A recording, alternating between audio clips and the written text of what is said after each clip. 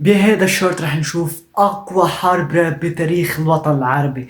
فليك اول بلش تنسوا تعملوا لايك وتشتركوا بالقناة وتفعلوا جرس التنبيهات. يلا خلونا نبلش.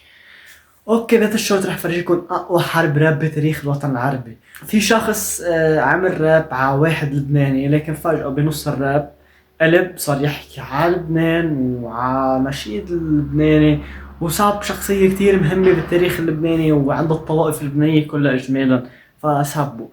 فهذا الشخص بيشبه اليونيكورن، ما بعرف ليش. انا على طول كنت اسمع ناس بيقول واحد راسه مثلث، لكن اول مرة بشوف عن جد حدا راسه مثلث. شوفوا راسه مثلث تحسه يونيكورن او وحيد القرن، لكن كمان فينا تشبه هيك بجبل ايفرست هيك ملوث كأنه.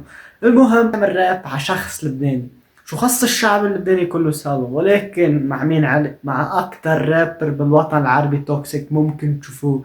جماعة هذا الرابر اللبناني ما بيرحم، معروف انه كتير توكسيك وحيالله راب بينزله حدا هذا بفوت بحالة اكتئاب، ولكن هالمرة على الدوز، يعني تفوق على حاله ويعملكن راب 9 دقايق.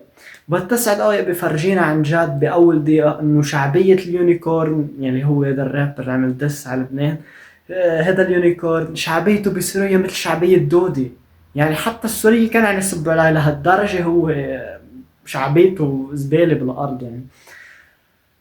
فعمل راب عن نشيد لبناني. يا يونيكورن، نشيد لبناني ع راسك من فوق هالماك، راسك مروس، النشيد اللبناني على راسك، انت عم تعمل نشيد على لبنان.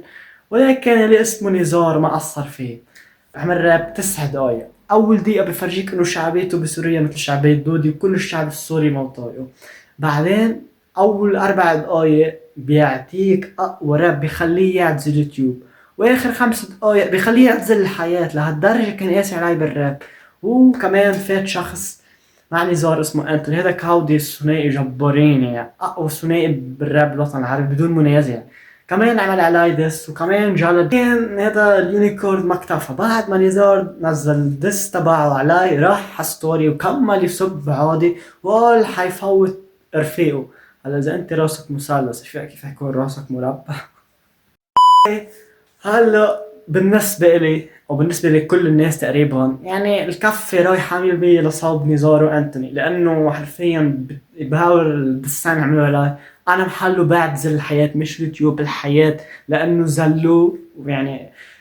تاريخه كله سوا محلو. يعني نزار ب9 دقايق حرفيا، يعني ما فيني احط لكم لقطات منه بالشورت، لانه كل الريب تايم بلس 18 عند انتوني ونزار وعند اليونيكورن اثنيناتهم بلس 18. ولكن اترككم بالتعليقات انتم مع مين.